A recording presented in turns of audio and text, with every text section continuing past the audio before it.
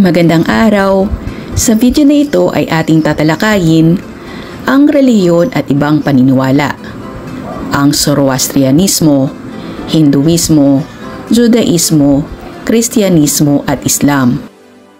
Ang relihiyon ay nagmula sa salitang religio na isang salitang Latin na ang ibig sabihin ay pakikitungo o pagsunod sa mga pangako sa mga Diyos o espiritu ng mga bagay. At salitang religare na isa ring salitang Latin na ang ibig sabihin ay mag-ugnay o magbalik. Ang konsepto ng relihiyon ay naglalarawan ng mga paniniwala, ritual, tradisyon at mga kaugalian na konektado sa espiritualidad. Ang konsepto ng relihiyon ay patuloy na naglalarawan ng malalim na paniniwala at espiritual na pakikisalamuha ng tao sa kanyang kapaligiran, sa kanyang kapwa, at sa mga espiritual na puwersa na mas mataas sa kanya. Ang Zoroastrianismo ay isang sinaunang relihiyon na nagmula sa Iran, bago pa dumating ang Islam. Ito ay itinuturing na isa sa pinakamatandang monoteistong relihiyon sa mundo. Ang pangunahing propeta nito ay si Zarathustra o Zoroaster, na nagpakilala ng konsepto ng labanan sa pagitan ng mabuti at masama o tinatawag na dualismo. Ang mga saligang aral ng Zoroastrianismo ay nakatuon sa pagiging mabuti, pagpapahalaga sa katapatan, pagtataguyod ng katarungan, at paggawa ng mabuti sa lipunan. Isa sa mga pangunahing doktrina ng Zoroastrianismo ay ang konsepto ni Ahura Mazda bilang pinakamataas na Diyos na nagdudulot ng kabutihan at liwanag. Sa kabilang banda, mayroon ding Angra Mainyu o Ariman, ang pangunahing kalaban na nagdudulot ng kasamaan at kadiliman. Ang mga tagasunod ng Zoroastrianismo ay tinatawag na mga Zoroastrian o Zarathustrian. Ang banal na kasulatan ng Zoroastrianismo ay ang Avesta. Ito ay isang koleksyon ng mga sagradong teksto na isinulat sa Avestan, isang lumang wikang Iranian. Ito ay naglalaman ng mga aral at mga himno na iniugnay kay Zoroaster, ang tagapagtatag ng Zoroastrianismo. Sa kasaysayan, ang Zoroastrianismo ay nagkaroon ng malaking impluwensya sa mga kultura at relihiyon sa kanluran, kabilang na ang Judaismo, Kristyanismo at Islam. Sa kasalukuyan, ang mga natitirang komunidad ng Zoroastrian ay matatagpuan sa Iran, India at ilang pang mga bansa sa buong mundo. Ang Judaismo. Tingnan ang larawan na inyong nakikita. Ang tawag dito ay The Star of David o ang bituin ni Haring David ng sinaunang Israel. Ito ay kinikilala bilang opisyal na simbolo ng komunidad ng mga Hudyo. Ngunit hindi lang ito isang simbolo. Ito rin ay nagsisilbing visual na token ng relasyon sa pagitan ni Yahweh at ng sangkatauhan. Ang Judaismo ay isang sinaunang relihiyon, kultura at filosofiya na nagmula sa kasaysayan at tradisyon ng mga Israelita na mas kilala bilang mga Hudyo. Ito ay itinuturing na isa sa pinakamatandang monoteistong relihiyon sa mundo. Ang kanilang banal na kasulatan ay ang Tanakh, na naglalaman ng mga paniniwala at aral ng Judaismo. Ang Tanakh o ang Biblia ng mga Hudyo ang nagpapahayag ng kwento ukol sa paglikha ni Yahweh sa mundo at ang kwento ng kanyang malapit na relasyon sa mga Hudyo. Bukod sa banal na kasulatan, meron din silang tinatawag na Talmud at Midrash. Ang Biblia ng mga Hudyo ay isang koleksyon ng partikular na mga aklat na dating magkahiwalay ng mga balumbon. Ang mga partikular na aklat ng Bibliang Hebreo ay inuri sa 3 pangkat. Ang Torah. Ito ay nangangahulugang mga turo at tagubilin. Ito ang mga batas na ibinigay ni Yahweh kay Moises sa bundok Sinai. Ang Torah sa Tanakh ay naglalaman ng 5 aklat, ang Genesis, Exodus, Levitico, Numbers, at Deuteronomy. Ang Nevi'im ay binubuo naman ng mga materyales mula sa mga dating propeta at mga huling propeta. Ito ay mayroong kabuuang 22 aklat. Ang bawat aklat ay pinangalanan ayon sa kani-kaniyang pangalan ng propeta. Ang Ketubim ay binubuo ng mga materyales na karaniwang batay sa mga kaalaman at karanasan ng tao. Tingnan sa talahan na yan ang pagkakaiba ng Nevi'im at Ketuvim. Ang Talmud ay isang hanay ng mga aklat na binubuo ng Mishnah at Gemara. Ang Mishnah ay isang kalipunan ng mga sinulat na orihinal na salitang tagubilin, nilayon upang madagdagan ang mga batas ng nakasulat na Torah. Ang Mishnah ay tinutukoy na oral Torah. Ang Gemara, sa kabilang banda, ay isang koleksyon ng mga legal at etikal na komentaryo sa Mishnah.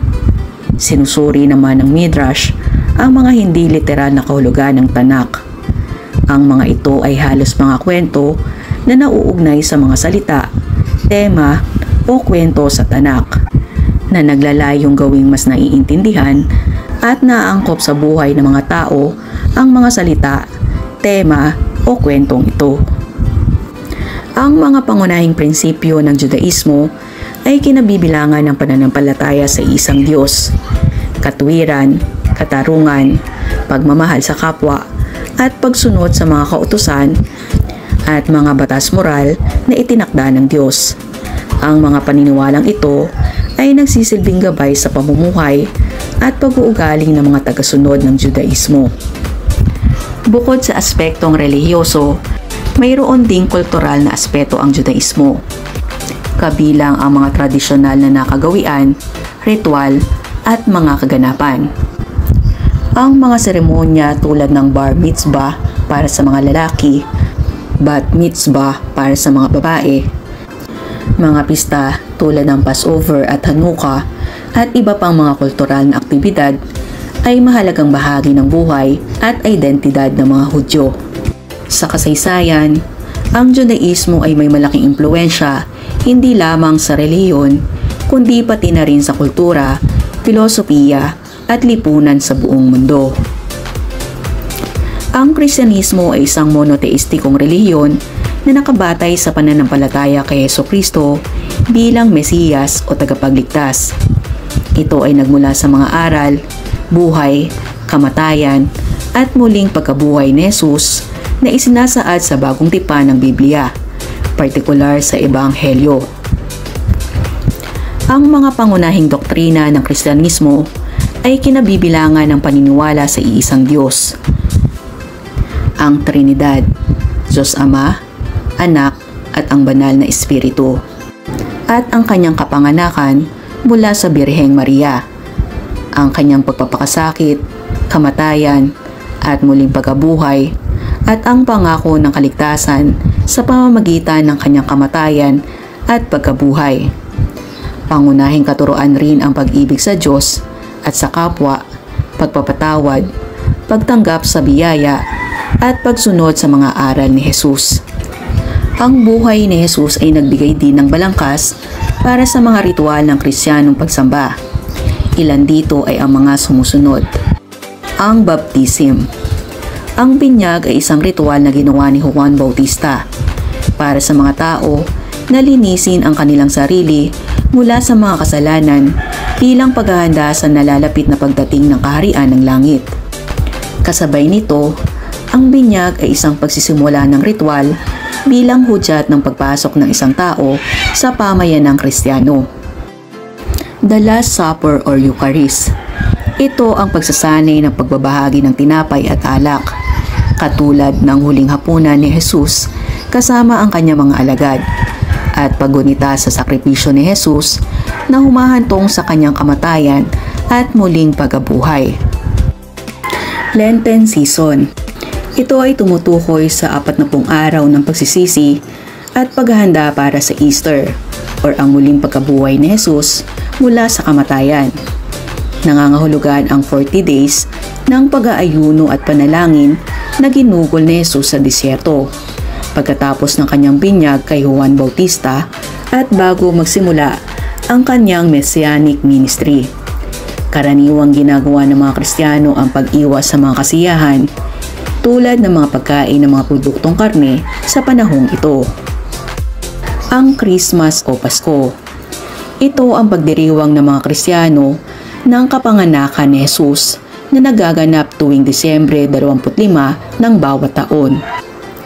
Ang 4 na linggong paghahanda para sa Pasko ay tinatawag na Adbiento. Tuwing ika-6 ng Enero naman ay ipinagdiriwang ng mga Kristiyano ang kapistahan ng Epiphany o Tatlong Hari na paggunita sa pagbisita ng Tatlong Hari sa sanggol na si Jesus. Ang Ascension at Pentecost. Ito ang pagdiriwang ng kapistahan ng Ascension, ang pag-akyat ni Jesus sa langit 40 araw pagkatapos ng Easter. Ang kapistahan ng Pentecostes na nagpapaalala sa unang pangangaral ng mga apostol ay ipinagdiriwang 10 araw pagkatapos ng kapistahan ng pag-akyat sa langit.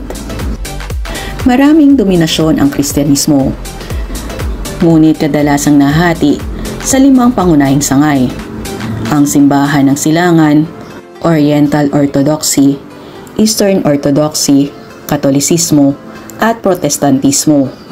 At sa loob ng mga sangay na ito, mas marami pa ang mga dominasyon. Humigit kumulang nasa 50% ng lahat ng mga Kristiyano ay mga Katoliko. Sa kasaysayan, ang Kristyanismo ay naglaro ng malaking bahagi sa kultura, lipunan at kasaysayan ng kanlurang mundo.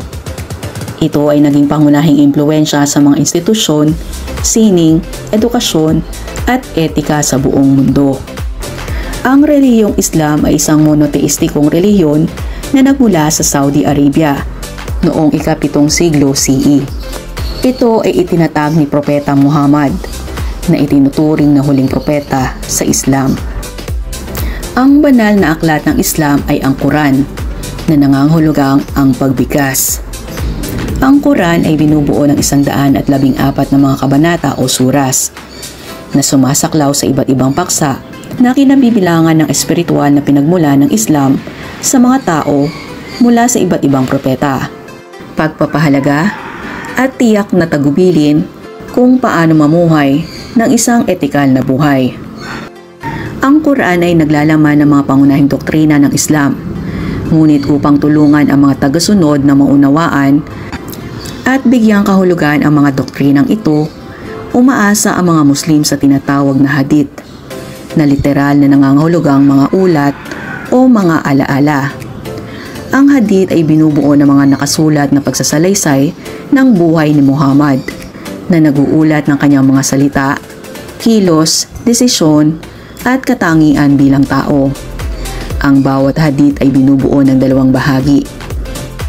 Ang mga pangunahing paniniwala ng Islam ay kinabibilangan ng paniniwala sa iisang Diyos na si Allah, ang pagtanggap at pagsunod sa mensahe ni Propeta Muhammad bilang huling sugo ng Diyos. May 5 pangunahing tungkulin o 5 pillars ang Islam. Una, ang Shahada or ang pagpapahayag ng pananampalataya. Ito ang pinakamahalaga sa mga haligi dahil ito ang nagsisilbing pundasyon para sa iba pang mga haligi. Tumutukoy ito sa pagpapahayag sa publiko ng mga Muslim ng kanilang pananampalataya sa kaisahan ni Allah at sa awtoridad ni Muhammad bilang sugo ni Allah. Ang salat o pagdarasal. Ito ay tumutukoy sa pagdarasal o pagsamba ng mga Muslim kay Allah ng 5 beses bawat araw. Ito ay sinasagawa bago magbukang liwayway, sa tanghali, sa hapon, paglubog ng araw, at sa gabi. Ang zakat o pagkakawang gawa. Ito naman ay ang pagbibigay abuloy ng mga Muslim. Katumbas ito ng 2.5% ng kanilang mga mapagkukunan sa mahihirap. Ginagawa ito bilang paraan ng pagsusumite ng pag-aari ng isang tao sa mga layunin ni Allah. Ang Sawm o pag-aayuno sa buwan ng Ramadan. Ito ang obligasyon ng mga Muslim na umiwas sa pagkonsumo ng pagkain at tubig sa isang partikular na tagal ng panahon. Nag-aayuno sila upang tubusin ang kanilang mga kasalanan at tuparin ang tiyak na espesyal na mga araw. Ang Hajj o pilgrimage sa Mecca. Ito ay tumutukoy sa pagbisita ng mga Muslim sa banal na lugar ng Mecca, kung sila ay may kakayahang pisikal at pinansyal na bisitahin ito kahit isang beses sa kanilang buhay. Bukod sa mga pananampalatayang pangrelihiyon, ang Islam ay may mga batas moral at legal na batayan na tinatawag na Sharia na nagtatakda ng mga alituntunin sa pamumuhay, pananamit, pakikitungo sa ibang tao at marami pang iba. Ang Islam ay hindi lamang isang relihiyon kundi isang buong sistema ng pamumuhay at paniniwala. Ang Islam ay isa rin sa mga pinakamalaking relihiyon sa mundo na may milyong-milyong tagasunod. Ito ay may malaking impluwensya sa mga aspeto ng kultura, politika, lipunan, at ekonomiya sa mga bansang may Muslim na populasyon. Ang Hinduismo ay isang sinaunang relihiyon at kultura na may malalim na pinagmulan sa India. Ito ay isang politeistiko na relihiyon na naglalaman ng iba't ibang mga Diyos at Diyosa at may malawak na hanay ng mga doktrina, paniniwala at kaugalian. Sa Hinduismo, mayroong konsepto ng karma, reinkarnasyon at moksha. Ang karma ay nagtutukoy sa batayan ng moral na batas kung saan ang bawat gawa ay may kaugnayan sa mga resulta at karanasan ng isang individual sa kanyang mga susunod na buhay. Ang reinkarnasyon ay ang paniniwala na ang kaluluwa ay nagbabalik sa mundo ng materyal na buhay sa iba't ibang anyo matapos ang kamatayan. At ang moksha ay ang layunin ng kaluluwa na makalaya mula sa sirkulo ng reinkarnasyon at makamit ang espiritual na paglaya. Mahalagang bahagi ng isang relihiyon at paniniwala ang pangangalaga sa kanilang mga aral, pangyayari at mga mensahe na nagmula sa kanilang mga Diyos at kilalang kinatawan. Maraming paraan upang makamit ito, ngunit ang pagkakaroon ng mga sagradong teksto ang pinakamainam na paraan upang maitala ng hindi nagbabago ang mga sulatin. May dalawang pangunahing kategorya ang sagradong kasulatan ng Hinduismo. Ang Shruti na nangangahulugang kung ano ang narinig at ang pangalawa ay ang Smriti na tumutukoy sa kung ano ang naaalala. Ang Vedas ay koleksyon ng mga tula o himno na binubuo sa sinaunang Sanskrit ng mga taong nagsasalita ng Indo-European na naninirahan sa hilagang kanlurang ng India noong ika-2 milenyo BCE. Ang Vedas ay binubuo ng 4 na pangunahing sagradong teksto. Ang Rigveda na pinakamahalaga at pinakamatanda sa Vedas. Ito ay isang koleksyon ng mga awit at ritual na ginagamit upang parangalan ang iba't ibang mga Diyos at Diyosa na tinatawag na Vedic deities. Yajur Veda.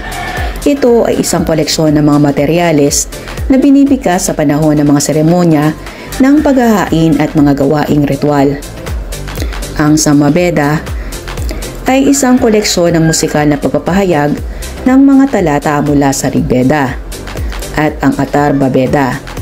Ito ang panghuli sa lahat ng Vedas na isang koleksyon ng mga praktikal na panalangin at pahiwagang mga panalangin para sa mga tiyak na layunin. Mayroong maraming mga Diyos at Diyosa na sinasamba sa Hinduismo. Ito ang tinatawag na Trimurti. Si Brahma, ang supremo at tagapaglikha ng lahat. Si Vishnu, ang tagapangalaga at tagapag-ingat. At si Shiva, ang maninira sa mundong kinagagalawan. Narito ang ilan pang mga Diyos at Diyosa ng relihiyong Hinduismo. Bukod sa pananampalataya, mayroon ding mga kultural na aspeto sa Hinduismo, kabilang ang mga seremonya, ritual, at mga sagradong pista. Ang Hinduismo ay may malaking impluwensya sa buhay ng mga tao sa India at sa iba't ibang mga bahagi ng mundo na may Hindu na populasyon. Maraming salamat sa inyong pakikinig. Hangad ko na mayroon kayong natutuhan mula sa paksang ating tinalakay. Hanggang sa muli, paalam!